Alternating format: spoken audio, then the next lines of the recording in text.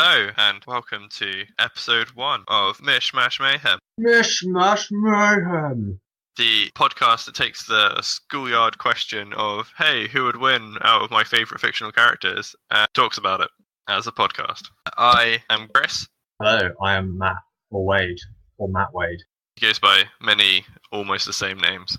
Many very similar names. Yes. And today, for episode 1, we will be taking characters, I think that from, one character from one of my favourite franchises ever, and one, I believe, from one of your favourite franchises ever. Yeah, pretty much. Yeah. It's like we're both being bullied at school, and we're getting someone to protect us, and we're like, I think this person would do it.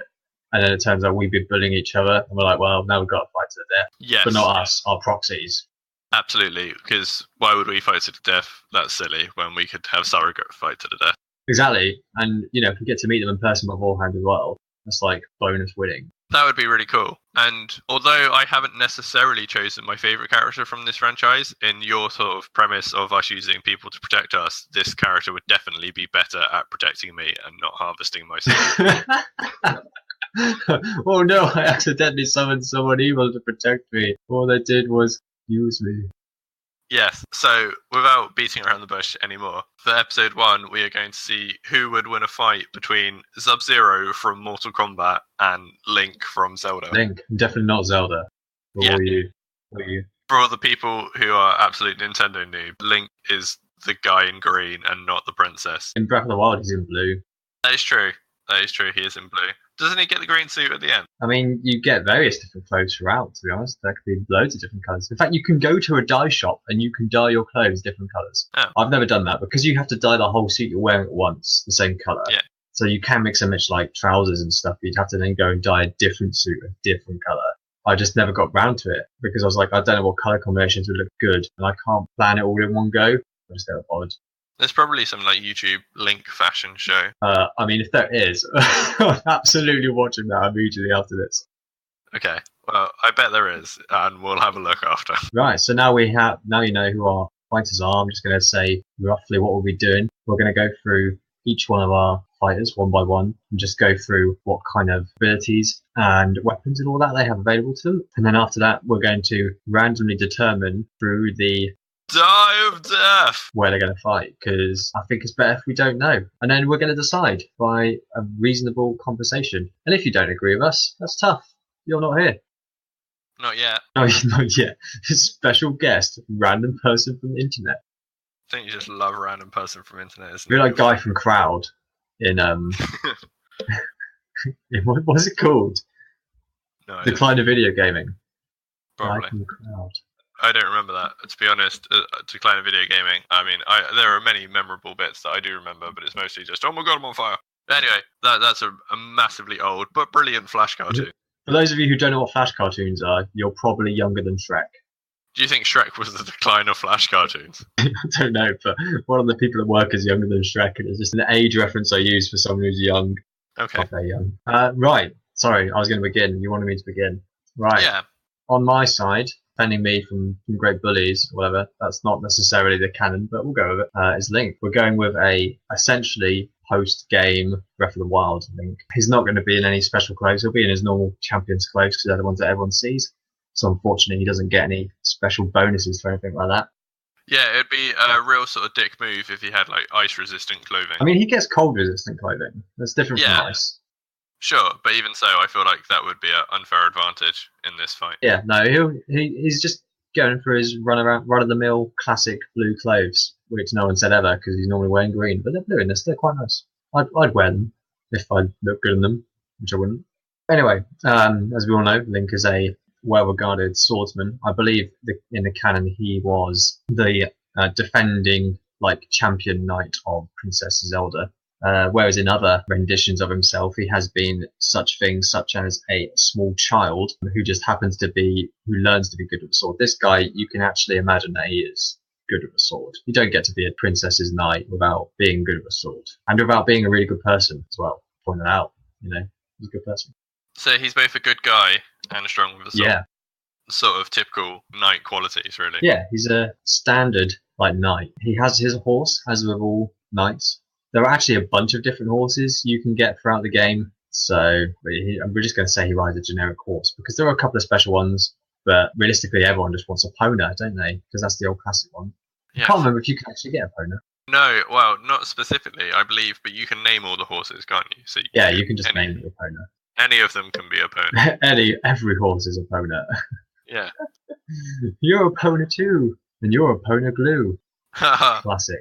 Anyway, naturally, swordsman. He uses a shield as well. That should be worth noting. He is a one-handed swordsman with a shield rather than, say, a two-handed sword, typically anyway. But he's also adept at using other weapons, which he picks up from around. He can also use things such as spears and boomerangs and tridents and all that jazz. But all of these weapons, as in a malleable environment, they all degrade and break over time. The only weapon and his signature weapon that doesn't ever get destroyed is the Master Sword. I assumed that's what he would be using during this fight. I would absolutely assume it's what he starts equipped with. Yes. Makes sense. The Master Sword, as we all know, and we might not all know, is the bane of evil. It's had a couple of different names throughout the time, but most of them essentially get the gist that it's good at killing evil. It's also good at killing things that aren't evil, just to point that out, but it is very good at killing things that are evil. Imbued within the sword is a natural magic ability where if Link is at full fighting capacity, in a meta sense at full health, he will be able to fire beams of power from the sword. And this has happened in many iterations of the sword, and indeed is included in this one. When you say beams, do you mean like a consistent beam, or is it just like a No, projectile? you know Guile's sonic boom. Sure. It's like that, but horizontal rather than vertical. Cool. Just because, like, the only Zelda game I really know is Links to the Past, and admittedly that is how it works on that, but I just wanted to know, had it changed? No, it's very similar to that. Obviously, being a swordsman, he's good at thrusting and stuff. He is also able to hold his sword backwards in a weird pose and then unleash his power to do a very powerful spin attack, which obviously has reach in all directions around him except above, because 2D. Aside from that, he's also very good with a bow and arrow. And there's different types of arrows available to him. There's normal arrows, they're normal. There's fire, lightning, and ice arrows. Fire arrows will obviously be useful for setting fire to critters, grasses, trees, wooden things. Ice arrows can freeze patches of water for him to then use as platforms. Lightning arrows can be used in water to electrocute small regions around it and stun enemies. Very, very useful. Just as a mild tangent, have you ever deliberately sat yourself in water and used a lightning arrow? No, but when I started playing the master mode, I got killed 7 times at the same bridge by some dude sniping me with the lightning arrows. That's annoying. Well, it was annoying. I ended up going about... I didn't cross that bridge. Yeah, I used a different bridge. I went somewhere else. Additionally, he gets 2 kind of special types of arrows. The bomb arrows, which are just as dangerous and explosive as you can imagine. They've got like a little bomb on the end, so they blow things up. Very fun. And then ancient arrows, which are like a special ancient lost technology, which are highly effective against the ancient things walking around Hyrule. But realistically, they're just normal against most other things. Okay, so probably wouldn't be too helpful in this fight. I don't see Sub-Zero as an ancient thing. If he were to be battling, I don't know, some sort of gods and the such, it would be really cool. Potentially, but I don't think they're that useful. No. He also gains access to, in this game, in this iteration of Link, he gets access to a Sheikah Slate, which looks like a Nintendo Switch, and gives him access to some runes, some powers. These different runes he can change, which one he's going to be essentially using, but that does leave him vulnerable. It is a real-time action to do that. If he knows what he's doing, it's a very quick and easy change. And the first one he's got is his classic bombs. He gets access to 2 different kinds of bombs. He gets access to a spherical bomb, which rolls down hills, and a cube bomb, which does not roll down hills. When you say acute, is that as in small or adorable? Oh, cube. Oh, cube. Sorry. A cube bomb. Which well, that was why I was confused. I was like, but yes, okay, a cube bomb, that makes sense why that doesn't roll down a hill. He can have 1 bomb out of each type at a time. You can pick them up and lob them. They're highly affected by winds and other terrains, and he can detonate them on demand. Can you also detonate them with bomb arrows in a chain reaction? Yes, style? they will be detonated by anything, really. It's also worth knowing that other people can pick them up. Many a time have I thrown a bomb at a critter just for it to kick it back at me as I blow it up and to blow it up in my face. Yeah, it really hurts. So he has access to those bombs. There is a short cooldown on generating another bomb after it has been detonated. But there isn't a cooldown that affects both of them. So you could go round bomb, blow it up, square bomb, blow it up. And by that time, you'd probably have cooled down enough for a round bomb again. Okay, so bombs are pretty quick. Yeah. But obviously, you summon them in your hands. And you've got to throw them. And if you're holding a bomb, he does hold them with 2 hands. He's not holding them with one. I see. So while he's got a bomb out, he can't use his shield and sword. Yeah, he would be quite vulnerable. So his other abilities, he gets access to magnesis. Magnesis is a giant magnet, if you will. Again, while he's using this, he's kind of holding something two-handedly. He's not got his sword and shield out, which is worth noting. He can pick up any metal objects within range and haul them around like they were nothing. This ranges from a tiny little dagger to giant metal crates, and he can use them to slap people around or just put them where he wants to. As we all know, metal objects are highly susceptible to being struck by lightning if there is a storm happening, and he can tempt the lightning to strike these metal objects, which can be useful. I learned about this sort of magnet thing, well, like the ability to kind of control lightning strikes and stuff when I was doing like the research for this episode. And it did make me think it's almost a shame that he's not fighting against Magneto. Like that would be really cool to see, like, I mean, because they're both manipulation of metal, but in a very different like use. Magneto sort of would technically just use it to attack, whereas Link uses it to interact with the environment. I think Magneto would be more powerful with member metal. Yeah, absolutely. He probably would win. But I mean, Link also has the other abilities and stuff. It was just an interesting thing.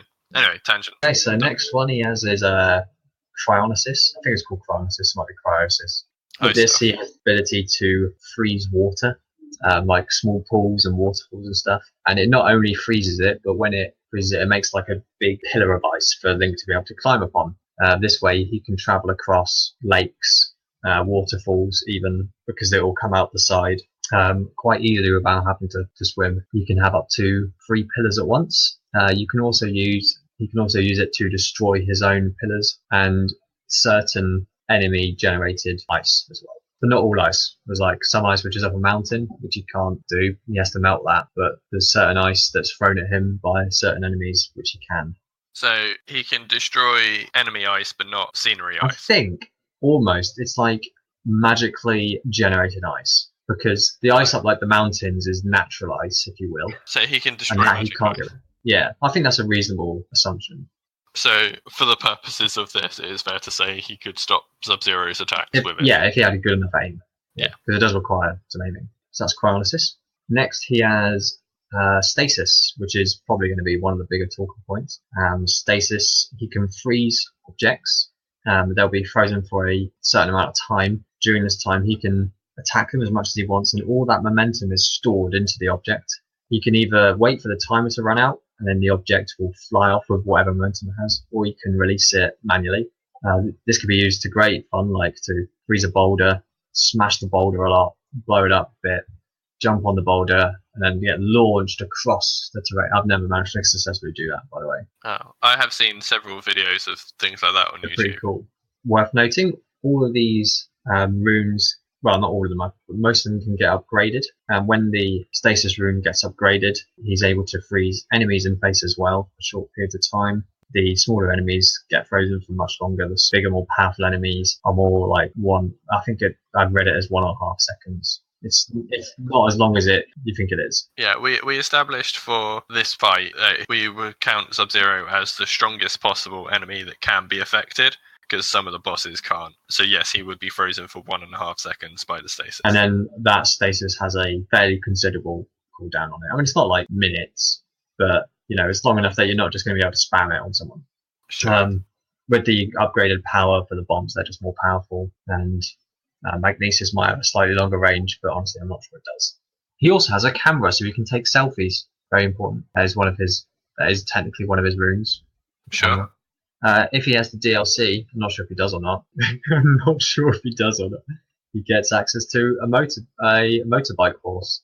I can't believe I didn't know that was a thing. Yeah, he gets a like machine robot motorbike horse. That's really cool. It is. We're giving Is he's it got also a normal called a horse. pony? No, I don't know what it's called. DLC motorbike. It's called Master Cycle Zero. Of course it is. Hang on, I'll show you a picture because it does look.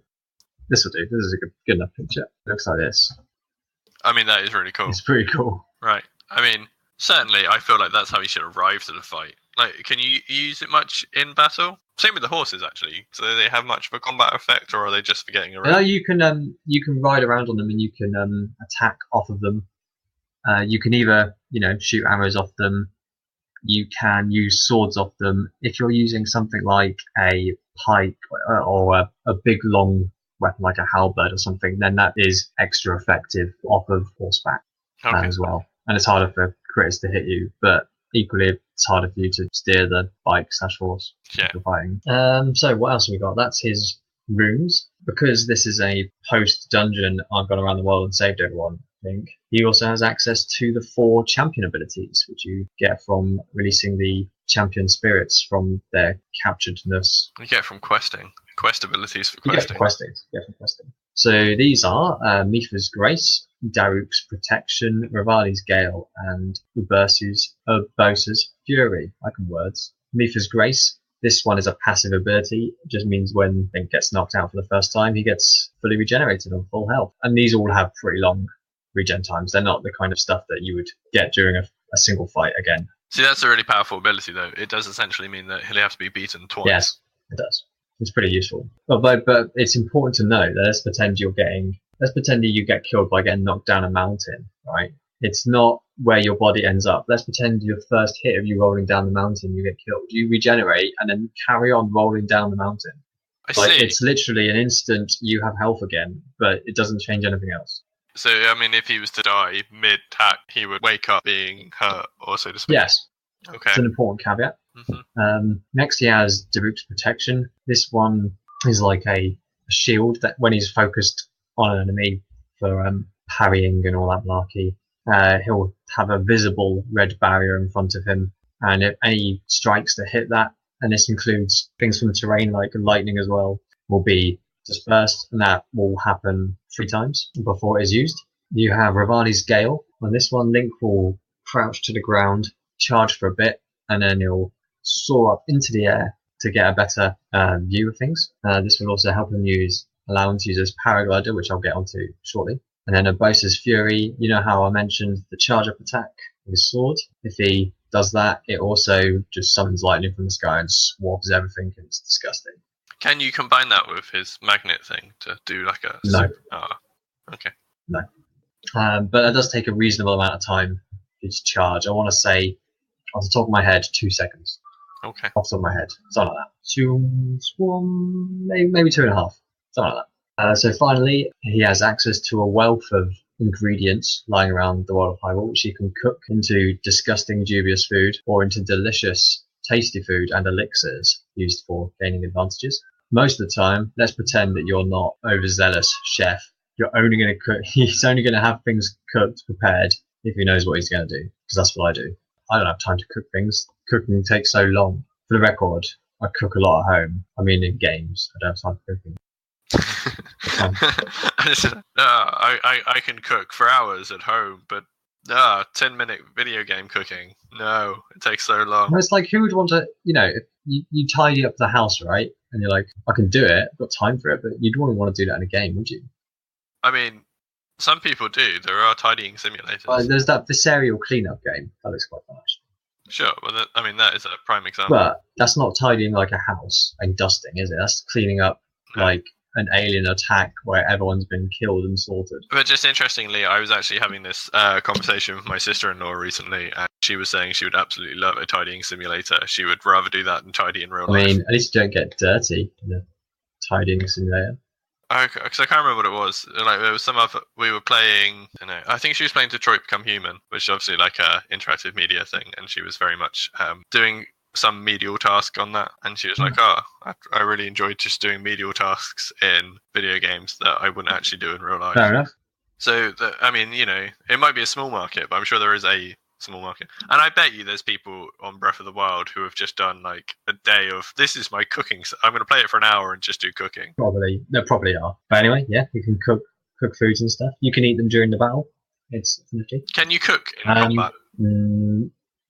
No, unless you happen to be fighting near a cooking pot, Okay. and then you wish to make yourself incredibly vulnerable while you. Sure, that's it. You would just get like the absolute crap kicked out of you while you were trying to. Excuse me, young man. Let me just put these fish together with these delicious mushrooms. Yeah, I'm just going to put this on to simmer, then kill this monster, and then I'll be back when it's done. But all the food cooks instantaneously. Oh.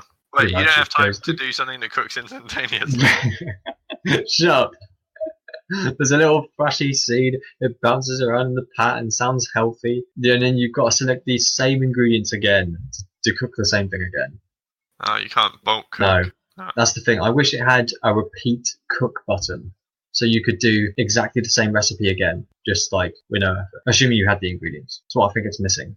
I think also as well what would be really fun is if it had like, you know, when you do your grocery shopping online and it's like, oh, we were out of chicken nuggets today, so we replaced them with fish fingers. Yes. And like Breath of the Wild should have that. I'd like to make this meal again. Oh, but you don't have any mushrooms, so instead we're going to use some other random ass thing.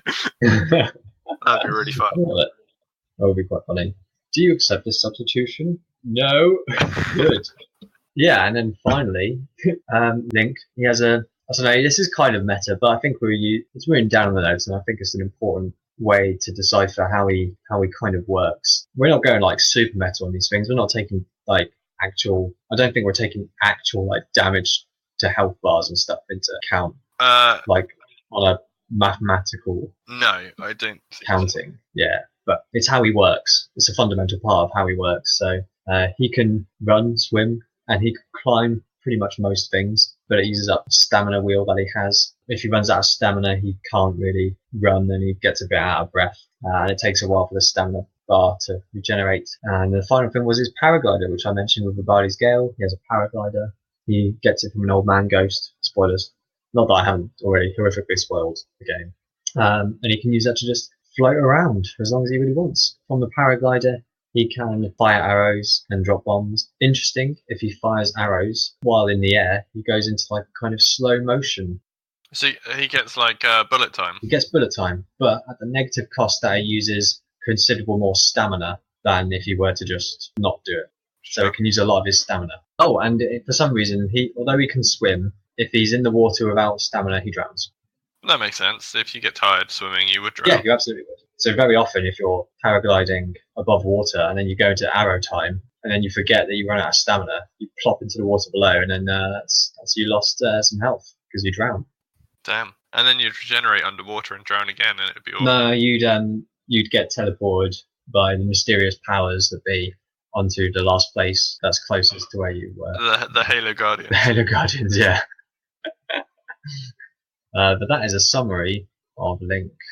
Cool. Well, Sub-Zero then. Like we were specifically doing Breath of the Wild Link, and I'm horrifically probably going to pronounce this name wrong, but we are doing specifically Kuei Lang as Sub-Zero, who is the second person to take on the mantle of the Sub-Zero. So which game's he from, if you were to do it by game? Well, in like the new iteration, he is from the second half of Mortal Kombat 9 and Mortal Kombat 10. Oh, so was that like a reboot? Yeah, 9 was a Well, it was a sort of reboot, but it also continues on because it was basically Mortal Kombat 8 was Armageddon. So then 9, the opening movie to 9 was kind of how 8 ended, and it was basically every single character was killed except Raiden. And I want to say Shao Kahn. I don't know. It was Raiden and somebody. And Raiden was just about to die and then sort of used all of his powers to send a message back in time to himself from the first game to be like, hey, change how things have happened or everyone's going to die. Oh, okay. So then MK9 was kind of also chronologically the same as MK1, but then obviously it started an alternate timeline, which is why everything is very different. Ah, okay. Cool. And also, it does suggest that whatever he did work, because in MKX, it is the majority of it is set 25 years after MK1, whereas I'm pretty sure MK Armageddon wasn't 25 years later before everybody died. So I think he did a good job. Good work. So well done, Raiden. Well. Yeah, but in the sort of, I guess, original timeline, I think this Sub-Zero takes over in Mortal Kombat 3. It might be 2 or 3. Okay. He's certainly the one that is there more prominently. That is why I chose him. Because the first one gets supposedly killed and then comes back as sort of I don't know. He comes back and basically is the character Noob Saibot. Oh, yeah. That's what the first Sub-Zero is he becomes him because he's like sort of, I'm not sure, I think he's undead, or he's certainly messed up from almost dying or something. I'd be messed up if I almost died. Yeah, it's not ideal, is it? It's not ideal. Anyway, so we're playing a second Sub-Zero. Is Cool. essentially what I'm getting at. He is a very powerful cryomancer. He primarily attacks with his ice magic, and he is such a good power and a driving force for goodness, because he's also a good guy, that he has become the Grand Master of the Lin Kuei, which is his like clan of ninjas that he is a part of. Okay. There have been a couple of slight moments where Sub-Zero has been on the bad team, but predominantly he has been a good guy. He always sort of strives towards peace and the defense of Earthrealm. I mean, they had the bit in MKX, sort of Mortal Kombat spoilers for people who haven't played it, where it was like the massive development in his character, where he invites sort of Scorpion over, and then they sort of sit down and talk out their age-long rivalry and have tea together and create peace for like the first time ever. And it's a massive revelation that he's sort of actually trying to resolve things non-violently and be a good guy. How did he invite him over? What did he put on the invite? I don't know. Because if it wasn't get over here for tea. I mean, I feel like that would have been. Had Scorpion invited him over, that certainly would have been the case. Just I'm not sure if that would make Scorpion feel. Right. The most famous Sub-Zero move there is the Ice Ball, where he just fires a projectile ball of ice, and it freezes an opponent if it comes into contact with them. How fast is this ball? It's pretty fast. I don't know. Okay, that's good enough. I'd say like probably about as fast as if you threw anything. Okay, yeah. Throwing speed. If you like lobbed like a sort of tennis ball or a football or something, how fast it would go. I think that's reasonable. Yeah, no, that's fair. I'm just trying to decipher whether it's one of these slow moving things across the screen, or whether it's the kind of like you really need to be on point to You'd have to be on point, I think. You'd have to really be ready for it. Sure, no problem. I mean, the other move he's sort of had pretty consistently throughout the entire of Mortal Kombat is his slide, where he does like a sliding kick, so he can sort of travel from a standing point across the map. I'd say he can probably go 5 or 6 foot doing this. And it's a low blow, so obviously you have to be ready for it with like a low block or a jump to be able to not be hit by it. And it's one of the fastest moves in Mortal Kombat history is his slide kick. He's just sort of like, whew, and he's there. Swifty. And I don't know, because you're not sort of all up on your Mortal Kombat necessarily. So I don't know if you know in like 9 and X, you can do enhanced versions of your special moves. I did not know. So you know the X-ray moves? Yes. Right. So you have to build up the 3 bars to do that. At the cost of 1 bar, you can make a special move more special. Okay. And his slide one is particularly good to enhance, because it means after doing the low kick, he then does an uppercut, but it flips his opponent over him. So if he is cornered, he can do that to put them in the corner and be on the outside. Okay. Yeah, that's a really powerful sort of enhancement. So those are probably like his 2 most famous moves. But he has a whole plethora of others across the series. So he also has the Ice Burst, where he can punch the floor and it creates a shockwave of ice damaging anything that's nearby him and staggering them. Again, if he were to enhance that, it then means that while they're staggered, he can instantly follow up with a combo, because he doesn't have his cooldown time, which is cool. He has the Ice Clone, and please note the clone is spelt with a K. Everything in Mortal Kombat spelled with a K. Only hard C's. Although they put a thing on Twitter recently that Ed Boon put up saying that in Mortal Kombat 11 it's going to have custom character creator, and that was all done with C's. And I actually saw some random internet person tweet him and be like, "Surely that should be spelled with a K." That was quite funny. And he was like, "My God, he's absolutely right." Yeah, he basically went, "Oh, I'm really bad. Oh, it's really bad that we missed that typo."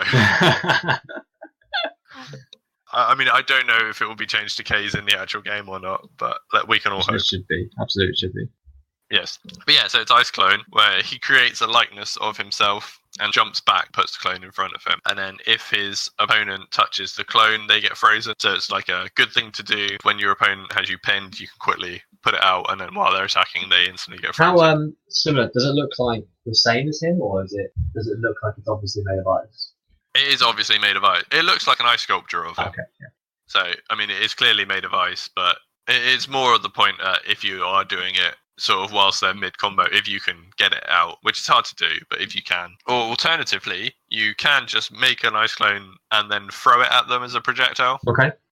which is pretty cool. The other thing you can do is technically one of Sub-Zero's brutalities is to kill somebody by doing this. And I feel like, as we will get on to, we have sort of unofficially decided that potentially we won't include fatalities as a thing that Sub-Zero can do, because he can only do them on a defeated opponent, and it would be somewhat of an unfair thing if he just suddenly busted out a fatality as his first move in the fight. I think the point of a fatality/brutality is that they're obviously a really powerful thing that they can do, but they put themselves in a vulnerable position if they were to try and do them on someone who was active and alert. I think that's the idea.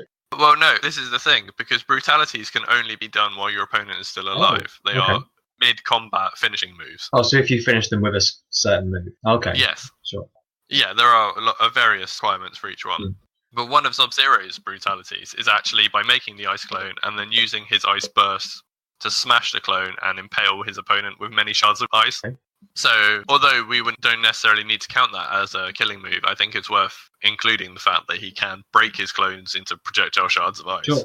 He can create a frozen aura, which covers him in a layer of frost, meaning whilst he's blocking, he doesn't take block damage. Okay.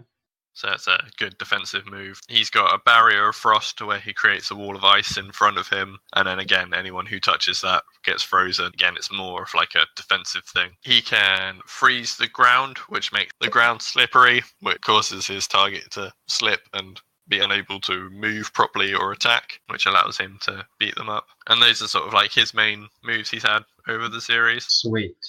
I know, again, like I just sort of said, we weren't planning on using fatalities and animalities, but just as a example of his strength, I have a list of like the fatalities he has used. Yeah, I feel it's important to note. Yeah, and also if he wins, one of these could be done. Yeah. Interestingly, though, so as we're using the second Sub-Zero, although I think he does have variants of it later on, but the initial Sub-Zero, his fatality on Mortal Kombat 1, was considered the most controversial thing ever in gaming at the time it came out. Yeah, it was.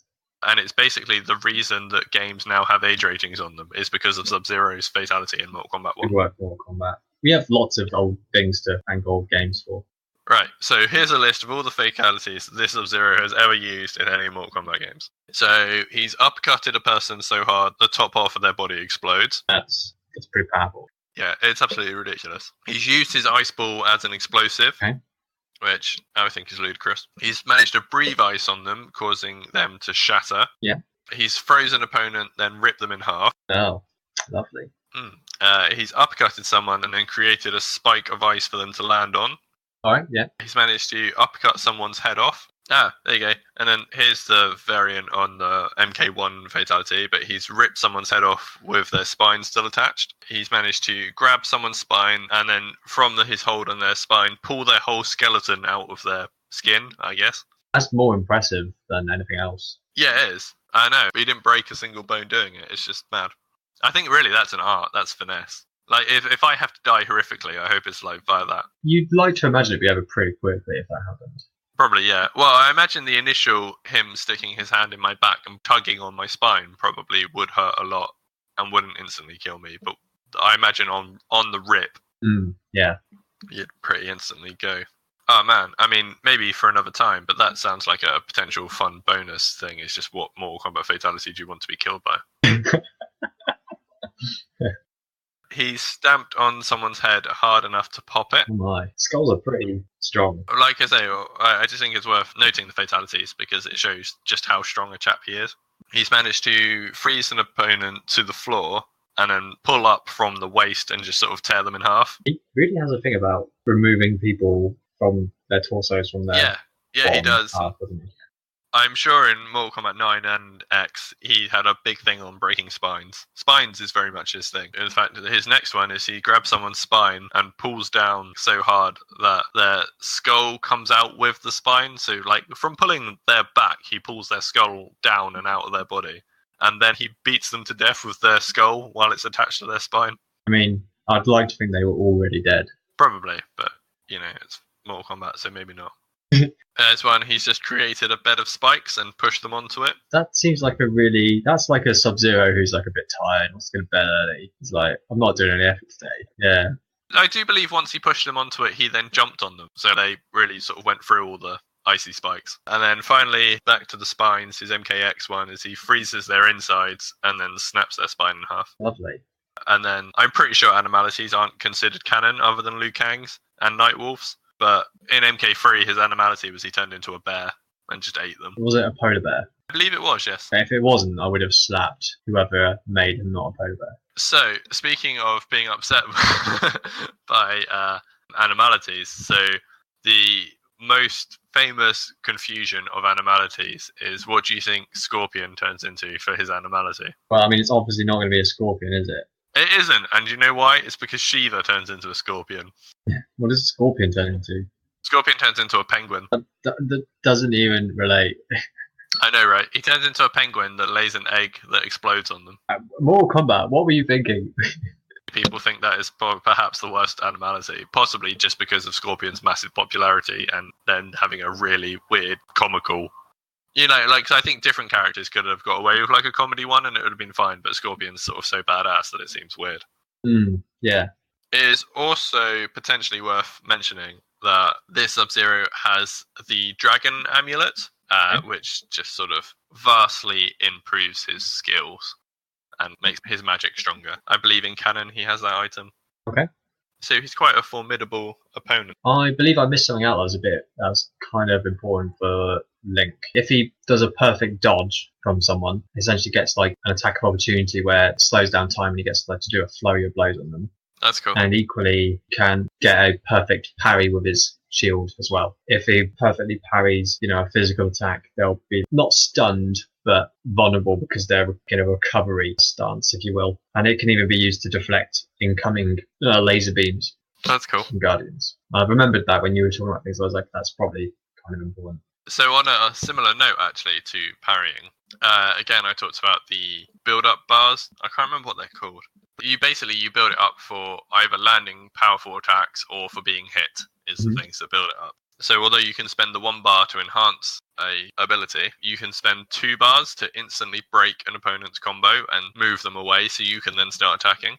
Like you were sort of saying, Link could do his parry and then start his flurry of blows, and then if Sub-Zero had 2 bars by that point, could be like, no, actually, stop. No, actually, please desist.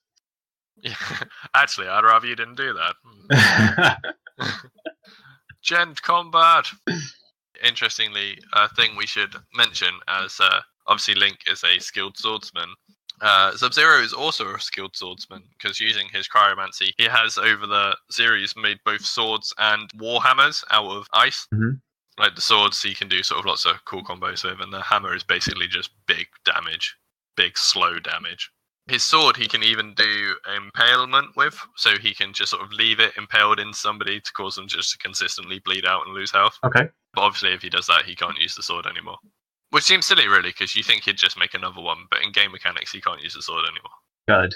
So he's also quite skilled with weapons himself, and it would be interesting to see the two clash with just swords in their battle. The other thing that I think will give Sub-Zero an advantage is he doesn't have a stamina bar, and none of his attacks have cooldown, so he can just keep going. We shall see when we come to have a little bit of a debatey way. Yes, yeah, definitely. Don't necessarily tell me which one, but I was just wondering if you have an idea of who you think is going to win. I do. You do? Okay. Because I do too, and I just wonder if they're the same. I think it'll be close-ish. Now it's time to determine where the fight will be taking place using the Die of Death. Yeah, I wish we had like a better budget and like cool sound effects. Our budget is 0. Yeah, I know. So how the Die of Death works is I've got a D20. I've come up with 20 random locations fight may take place. I'm going to roll the dice. Whatever number it lands on, that is the location they're going to fight in. Some of the locations are generic real places. Some of them are quite specific fictional places. Whatever place they will play on will be removed from the list and replaced with something different for future episodes. So no 2 fights will happen in the same place. Unless people particularly want a location to come back, in which case let us know, which we'll get to at the end, and we can do that. Okay, but now time for the first ever fight is going to happen in a hospital. In a hospital. In a hospital. I love it. What a horrific place for the first fight to take place. So, I mean, right, there are a couple of things to establish here. What time of year is it? Is it now? Yeah, on recording, it's the 6th of January, so let's go with that. Okay, so it's wintry. We're in the northern hemisphere, so it's winter in January, and I imagine there's probably a reasonable amount. I don't imagine it's super full, but I imagine it's like on the busier end with Yeah, people you with wouldn't flu. have. You'd have just missed the sort of rush of people hurting themselves or getting drunk over Christmas and New Year. Hmm. But you'd still probably have quite a lot of cold and flu. Yeah, I agree. How big is this hospital? Uh, It's not that important, really. What's important is that most of the rooms aren't very like. Don't get me wrong, our reception will be quite spacious, and some of the entrance corridors will be spacious, but none of them are particularly large. no, most of it will be quite cramped and filled with innocent people. It's a very closed quarters combat. It's not going to be the kind of place where you're going to be able to get a good distance advantage on something. No. Interestingly, that changes who I think is going to win. Oh, really? Yeah. That's interesting because that means I think you fought differently to me. Okay. But we'll go with it. We'll see what happens. Okay. So we should probably decide, like, are these two people, are they just waiting in the waiting room, and then they've argued at the queue, and for some reason they're going into, like, some massive ruckus, or do they just walk past each other and they just know? Well, you set up the cannon. So probably we're in hospital due to being bullied and the such. Okay, yeah. And then they've obviously, as our protector, have come to visit us and make sure we're okay. And then realised from the next bed over, because obviously we're in the beds next to each other, that they've gone, hey, wait, you're the guy bullying my guy, but you're the guy bullying my guy. Let's fight. And obviously, out of nowhere, a voice would just be like, round one, fight, because it's Mortal Kombat. Round one suggests there's going to be... That's an interesting point. Does the Sub-Zero have to be knocked out twice as well? There's like multiple rounds. No, I would assume not, because in sort of Mortal Kombat cinematics, there's never more than one round, and certainly in MKX on the story mode, you only ever did one round with most characters. Yeah, okay. It's kind of like a boxing round in the game, where it's like, oh, you obviously had the advantage in that round, you get a point. Sure. So yeah, I think in the case of a real-time fight, it would be a single round. So we're in close quarters. I have a very strong feeling that Link would automatically go onto a defensive approach. Okay. Get out his Daruk's protection because he's never seen a U before, Sub-Zero before. He doesn't know what they do. He's not stupid. He is courageous, but he's not stupid. So he's not just going to go all in straight away. I think that would be a bad move for him. Okay. You see, I would imagine Sub-Zero would probably start with an ice ball initially. That's probably his go-to. It's like, an opponent, okay. let's freeze that it. makes a lot of sense. So you think Sub-Zero would immediately go for an ice ball? Yeah. Especially seeing that Link was going on the defensive. Like, if Link had instantly gone for an attack, he'd probably more likely go for a defensive move. Because, again, I don't think Sub-Zero is particularly stupid. Well, this ice ball is probably going to make contact with Link, let's be honest. It's very close. Sure. That's it. We're about a meter away. It's just going to bounce harmlessly off through protection. But that's count one down. Sad. There's a lot of metal in here, but I don't think any of it's really any use for magnesis. I'm just kind of running through what he's got. Bombs are a terrible idea while we're both nearby. Yes. Also, well, that's the other thing. Would Link care about hurting innocent civilians? Yes. Okay. So, yeah, he's not going to start setting off explosives. Yeah, he's the hero of time. He's not the, I'm just going to kill everyone. In fact, it's impossible for him to hurt innocent people. His sword passes straight through them as if by magic. I believe that's just a dev way of saying, don't do this.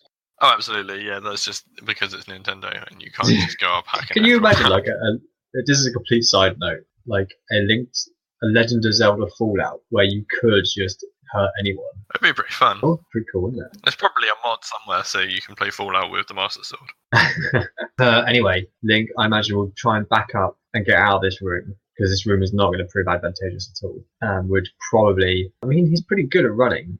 Would he just run out? Because he's either got to keep focus on Sub-Zero, but he can keep his defense up, or he's just got to make a run for it. I think a hospital room isn't that big. I think he'd make a run for it. I think if he tried to make a run for it, Sub-Zero would just freeze the floor and make him sort of slip. Make him just fall over. Yeah.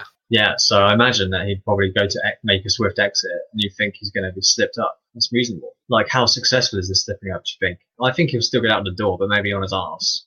Yeah, I could go with that. I mean, traditionally in the game, sort of if you do the floor slip, they stay standing and go, whoa, whoa, whoa, and like can't move, and like very comically slip on the spot. But I think, practically speaking, yes, he'd probably just slide out the room. Slide out the room. But maybe like, yeah, just sort of face plant into the wall, like in the corridor or something. Oh, it's not ideal, is it? No. Link's a pretty agile man. I think he'd be able to recover from that, not like instantaneously, but fairly well. Sure. So yeah, he could probably be ready for something by the time Sub-Zero got to the door. Yeah, like But he'd have just taken gets up, mild. gets his sword ready and his shield ready for a bit of Barney. A bit of what? A bit of a Barney. A bit of a Barney, yeah, a bit of a Barney. Okay. Sub-Zero, he doesn't care that much, does he? He's going to destroy anything and everything. He'd probably be quite happy to destroy scenery and stuff, but he would care about innocence. Because, like I say, he is predominantly a good person and does try and create peace. Yeah. So he would be full force willing to be incredibly violent and lethal to his opponent, so Link, but would try his best to not harm innocents. Okay. Well, he can punch a wall. Sure. I mean, it's pretty common for people to destroy the scenery in Mortal Kombat, isn't it? Yeah, usually by throwing your opponent through it. I don't know if he'd necessarily punch through the wall for the sake of it. I think he would come out the door. Okay, fair enough. I mean, don't get me wrong. If he was sort of Goro or something, he'd probably just punch through it. Because why not? Yeah, Goro absolutely would. Yeah, he'd punch through the wall, throwing like patience at him, which is like, ah.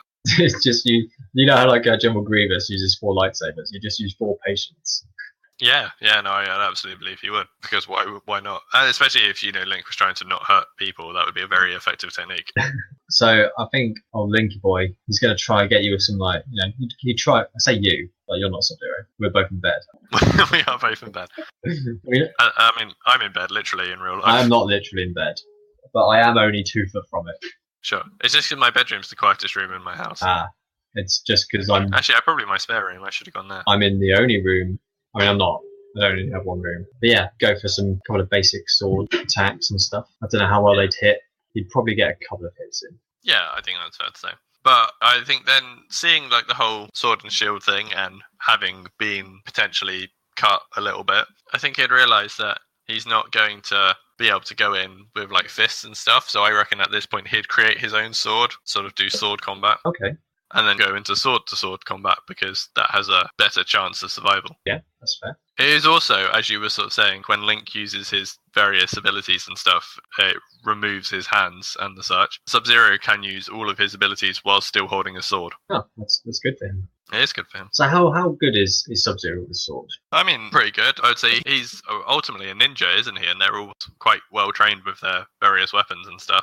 And he is a leader of a ninja clan, so you'd like to presume he is one of the best. Okay, I'm gonna throw this out there. I reckon he's probably got less finesse than Link, but he's got more strength. Probably, yes. I see Link as a more agile but weaker person. Yes, I do too. So I imagine that they'd be trading off some blows. If Link's on the defensive, it's probably not going to be good because it's harder to throw off a more powerful thing. I think he'd be able to dodge a couple of things. I think there'd be a couple of blows hit by either people. Sure. Okay. But I guess Link is the one up against the wall. Is he up against the wall? Well, he'd sort of slid into a wall, I guess. I assumed he would have his back to a wall while he was facing the door. Okay, well, I kind of assumed that they'd come out into a corridor the other way. Okay, no, that's fine. So they're battling down the corridor as opposed to across the corridor. Yeah. Okay. That was my assumption. No, that's fine. I guess then it's worth deciding, would this corridor end in like a ward or like a reception area? Let's go for reception area. Okay, so they both take a few more hits and end up in a reception area. So I guess now it's a bit more open, but also much more filled with now probably quite scared people. I'd be pretty terrified if there were 2 sword fighting people coming in. Yeah, especially if one of them had a sword made of ice. That's like... Out of interest, who's the one? I guess Sub-Zero is pushing Link back. Yeah, I think Link would be backing. Yeah, I don't think there's any incentive for Link to try and get further away. But I do think the openness is going to help him. Yes, probably. Because there's more room for shuffling around and getting behind someone who's presumably, where he's more agile, a bit more nicking and, room. Sure. Potentially then, if Sub-Zero is finding that he isn't making as much headway as he wanted with the sword combat, and obviously he'd see the door or opening before Link as he's facing that way. Yeah, so true. So he might try and go for a slide move, knock him over and into the area so he's on the floor. Okay, so even though he gets into the area, he starts at a disadvantage. Yeah. I don't think there's much that Link might be able to do about that. He's got good reactions, but he's never met this man before. Going into the perfect flurry of blows, that takes practice against enemies, and he's not got the practice down at all. Sub-Zero, because he's never met the man before. Sure, and like I say, it's one of the quickest moves there is, and you can do it from a standing start. So it just sort of like bam, and your legs are gone. Yeah, okay, so Link's pushed back onto the floor and has to recover, which is obviously bad. And I guess if he's recovering, he'll be spamming the shit out of the Root's protection for when he gets up next, so he can't take anything while he's already down. No. Let's pretend that Link is somewhat in the next room, but not in the center of it. Yeah. Well, how would Sub-Zero approach a guarded but recovering Link? They'd probably try and freeze him again with the ice ball. Has he entered the room? Or is he staying in the other room? Probably be like in the doorway. Okay. So he has the opportunity to retreat if needs be, but he can pursue, keeping his options open. I think there's a bit more distance than last time, so I think Link would probably have a good go at dodging it, but probably... Sure, but he is still just like getting up off the floor and... Yes, I think he'd have a good go, but fail. Yeah. But I think he'd gain valuable experience from it. Sure, but that would be like his second free hit from his ability gone. It is. It would indeed. And it would go, hurrah, because it does. I imagine lots of scared people would start running out the door. Yeah, at this point, I imagine people are evacuating. There's potentially some sort of security alarm going off. Security, please take care of the two swordsmen. No. Yeah, I was going to say, if you were hospital security, you'd be like, hell no. Do hospital security have guns? No. Not in this country, certainly. No, it's true. I was going to say, otherwise, both of us might get shot. Yes, that is a thing. And by us, I mean Link and Sub-Zero. Obviously, we're in bed. Yeah, we're them. We're totally them. So you're in a doorway, or Sub-Zero's in a doorway. I don't, long-range combat is difficult for Link. It's not his forte in a closed environment, especially. Like, if it's open, there's a lot of stuff for him to do, especially if he can get into the air. But in this environment, it's not the best for him. No. So, do you think he would try a bow and arrow shot, or do you think he'd try and close the distance? No, I think he'd probably go for the closing the distance. He is, after all, he does, in other canons, have the Triforce of Courage. That's true. So I think he'd go for closing the distance approach. In which case, I imagine Sub-Zero would wait until his attack is imminent and then probably create a barrier of frost in front of him to try and sort of freeze Link as he attacks as a counter. Okay, yeah. I don't imagine Link would do much against that.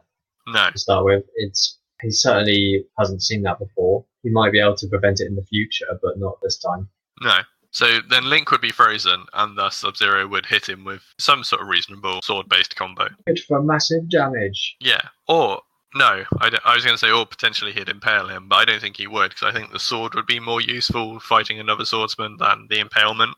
How much of a combo can you get before the ice breaks and the person is defrosted? It's a reasonable amount, isn't it? Well, technically, upon the first hit, the ice stops, but obviously they're then staggered for you to finish your combo, unless they have any sort of parry or counterattack or breaker ready. Yeah. Although I don't think a parry or counterattack would work necessarily because they're frozen. Sure. So, I think it's fair to say he can probably do 4 or 5 hits, maybe 4 hits. Okay, and are these... how much pushing power do they have? Are they going to push Link back quite far? Or is he just going to kind of... No, he'd probably stay within sort of fighting distance. He might possibly be knocked to the floor or something. Fighting distance is quite a big distance. Yeah. Okay, Link's not going to be happy about that. No, probably not. I don't imagine many people are. But I think he's seen Frost quite a bit. He's under the impression you're an icy man. He would switch to... I'm getting your whole deal now. You're an ice guy. An ice guy? I think he'd push back a bit, just a bit. I think he'd go for a stasis. Yeah, retaliate with the whole frozen thing.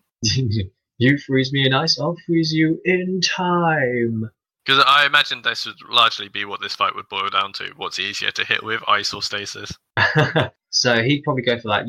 If you're in a doorway in a narrow corridor, yeah, it's not going to be a hard affair for him to knock track on it. The question is, after that, does he want to go for a cheeky bomb or just some swords? Well, you say that. I think if you're going to then hit and the momentum builds up when that sort of catapults Sub-Zero down the corridor. I'm trying to remember if momentum builds up in creatures. I don't think momentum builds up in creatures. I think it's only still objects.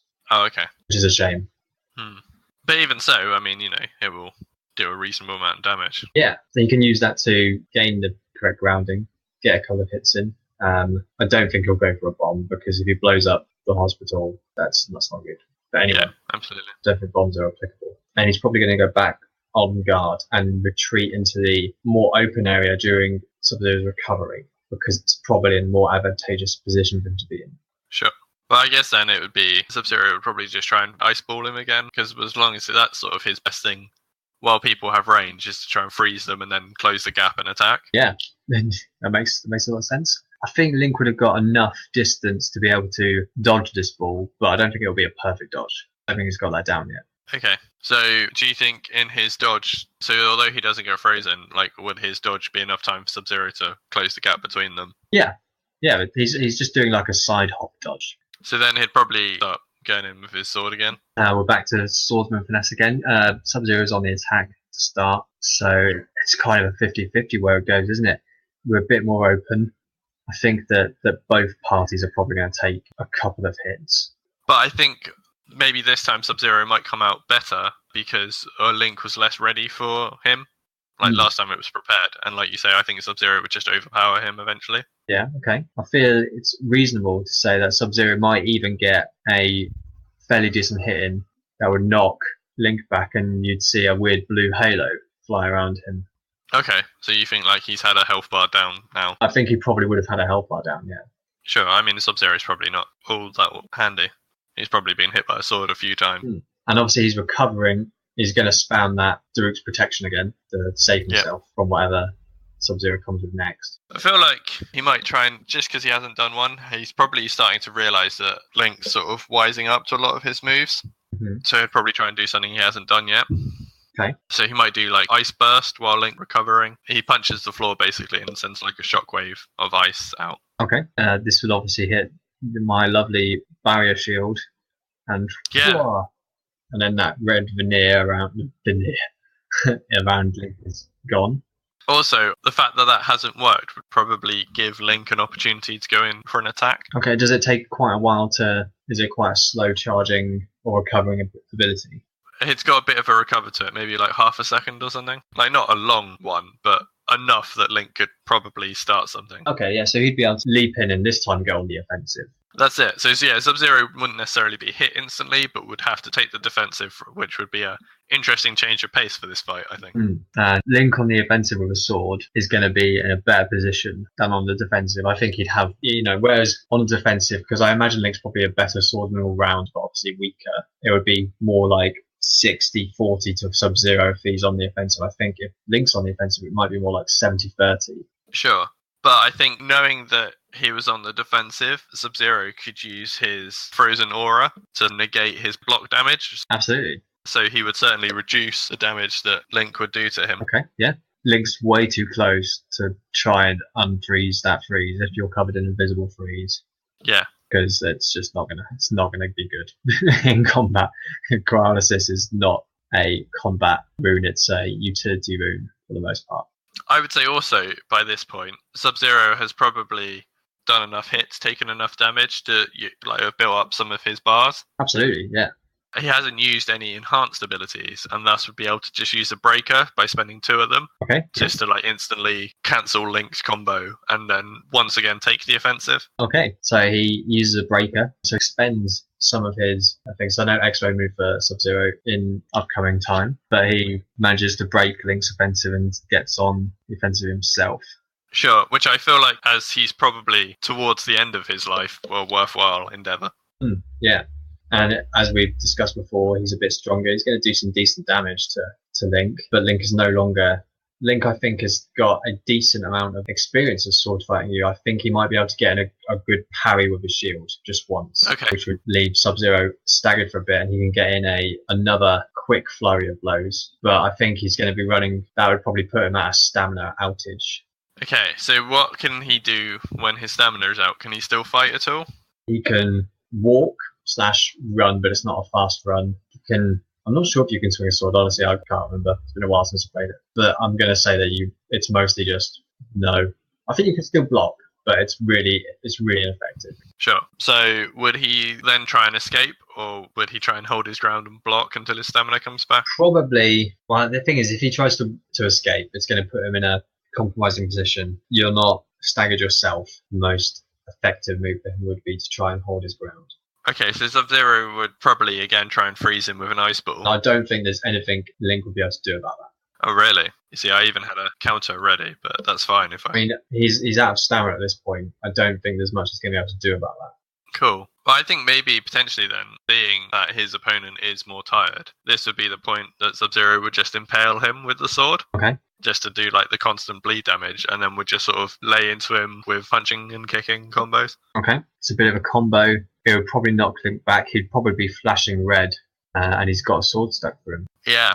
Not ideal, is it? No, I would say his time is limited. Have you ever had a sword stuck for you? I haven't, thankfully. The closest I've had is I cut my hand open this year on a shard of glass. Like that was quite bad. This year? There's only been 6 days of this year. Oh, not this year. Yes, there has only been 6 days of this year. Last year. I was like, when did you do that? I don't remember you doing that. But that's the closest I've had to being having a sword stuck through me. Yeah, probably. I've cut myself into glass before. Kind of staple inside me. Not like a medical staple. No. I think Link's going to have to... You don't have a sword anymore. He's going to have to go in for some sword stuff, because now he's got like a genuine advantage coming up. I don't know how good Sub-Zero is at blocking swords. Well, yeah, I mean, he's got his Frozen Aura, which will reduce the damage slightly. As far as Mortal Kombat is concerned, it's no different to blocking any other thing. I think you get... Obviously, you're good at... You can block and do a bit of a counter, and I do think the Sub-Zero would find... it's not like a relentless, like, oh, I can't get through this sword. Anything can be countered with the right timing. Sure, and also, Link's still sort of low stamina? No, he would have recovered it. Okay, well, I think what would then happen then? So Link would probably go in for the sword attack, but then, again, trying to use moves he hasn't done, rather than using the Barrier of Frost to counter like he did last time. He'd probably use his Ice Clone and just sort of hop back behind that and hope that Link strikes that instead, because of momentum of swords. I imagine that he probably would. Yeah, which would again cause Link to be frozen, or Sub-Zero to sort of lay into him with another combo. And I imagine that would probably be the end of Link. You reckon? You reckon that's enough? I reckon that's enough. Cool. I think it would be at this point then that Sub-Zero would then do the classic and just sort of pull his head out with the spine attached. I think he'd go old school. Old school on old school. I think, like, overall, the close combatness of a hospital didn't help Link much. No, that's it. I very much thought Link was going to win. He was who I had the bunny on until I rolled hospital. Because Sub-Zero, he predominantly fight. I'm not saying that Link doesn't predominantly fight close combat as well, but Sub-Zero almost explicitly only fights close combat and is used to a lot more of that. Whereas Link is used to fighting monsters and stuff that aren't very good with martial arts skills. Non-sentient things. Has a lot of abilities which are very useful at distance. Yeah, that's it. I see Link as more of a mid-range fighter. Yeah, like his Cryonesis rune would have been incredibly useful at mid-range or long range, but not at close range, where there isn't enough time to get it up in between attacks, for example. Equally, because it's in a hospital, bombs are out of the question, because they could have been quite useful. Yes, that's it. They could have blown up a lot of the ice stuff. I just don't think it was his environment. I think he got a bit of an advantage after his first quote-unquote death, with understanding a bit more how Sub-Zero works, being able to dodge him a bit more, but I don't think it would have been enough. Yeah, that's it. Sub-Zero still had a variety of abilities he hadn't used yet. And is quite strong in general. Yes. I don't think it would have been enough. Absolutely. Like, you've played MKX, genuinely, I think everyone in that game is insanely strong. You can tell from the just sheer brilliance of the noise of somebody being punched in that game. Indeed. I think that was the thing that most stood out to me about MKX, was just the sound of people being hit was just brutal. Man, I hope we don't hear this on the night out. Yeah. Yeah. I mean, I had Sub-Zero down to win probably anyway. Yeah. I just think he's got a bit, like... Because there are people in Mortal Kombat who attack with swords all the time, and Sub-Zero just, like, they can take the hits and slashes and stuff. I think if it had been a long-range combat, Link probably would have won, not hands down, but comfortably. Yeah, whereas I think that was a close battle, but I think, Sub-Zero's won it. We agree indeed. And now Link is dead forever, so congratulations, Ganon. Oh yeah, oh god, what's going to happen to Princess Ailda and Hyrule now that the Hero of Time is gone? Well, no, but Link would just come back as a different Link, right? I was going to say Sub-Zero. Hero of Time works. Oh, that'd be amazing. That is a crossover. Sub-Zero running around Hyrule. He would get wrecked by Ganon. Well, maybe that will happen on a future episode. To be fair, probably not the Breath of the Wild Ganon. Is Breath of the Wild Ganon rubbish? It looks cool. Okay. But it wasn't the best fight ever. That's a bit unfortunate. It was. Anyway, that was episode 1 of Mishmash Mayhem. I hope you'll enjoy listening to it. If you would like to tell us how you think that fight would have gone, or if you think that you agree with how we said the fight would have gone, you can tell us that too. It's always nice to know that people agree with us. And you can do that on the Twitter if you go to Mishmash Mayhem at podcastmmm. That's where you'll find us. Tweet. That's it. And you can give us a little tweet and be like, oh, I thought it was really good. Or, oh, I thought you guys were stupid. You know, both are plausible on the internet. I mean, we are pretty stupid. Well, that's true. But hopefully, at least mildly informed in this particular instance. Stupid but informed. Similarly, if you would like to suggest what characters you'd like to see, or not see because it's a podcast, but hear us discuss fighting, then you can suggest that on Twitter too. Or if you'd like to suggest any locations for them to fight in, also you can do that on our Twitter at podcastmmm. And then I guess the final thing to do is to inform you that, or not final, the penultimate thing to do, sorry, is to inform you that the way we are planning on carrying on Mishmash Mayhem podcast is that the winner of each fight continues to the next episode. So episode 2 will be Sub-Zero versus somebody else. Oh. I know. Chilling. Yes. We already know who the next one is. Do you think we should give a clue? Sure. Okay. God, I've got to think of a clue now. Clue that isn't obvious. Yeah, right. Isn't not obvious. Oh, I mean, not a massive clue, I guess, but a slight teaser. As we were sort of saying, both the characters in this episode were actually good guys. It's interesting to know that in episode 2, a bad guy will be the challenger. Wow, that depends on the perspective. Unless you are a maniacal racist, it is a bad guy who is the character. Half the audience like, but I am. Yeah, I am a maniacal racist. I'm going to love this guy. Yeah. So there you go. I mean, I guess that's another clue then. The evil character who will appear in episode 2 can quite easily be interpreted as a comment on racism. And then finally, we'd like to thank our good friend Tom for helping us set up our podcast and including us in the Hat of Many Things family. Yes. You can check him out on his website, Tinker Tailor Soldier Sponge, or you can listen to his podcast, Hat of Many Things, or Dr. Wilco's Campaign for Better Beverages, depending on whether you want to listen to him talk about random topics or whether you want to talk about him having cocktails. And that's it then. So thank you for listening. Hopefully you will tune in next time to see who Sub-Zero faces in the future. Indeed. Capsules Lakes. Toodaloo. Boom boom. This is the end of the recording.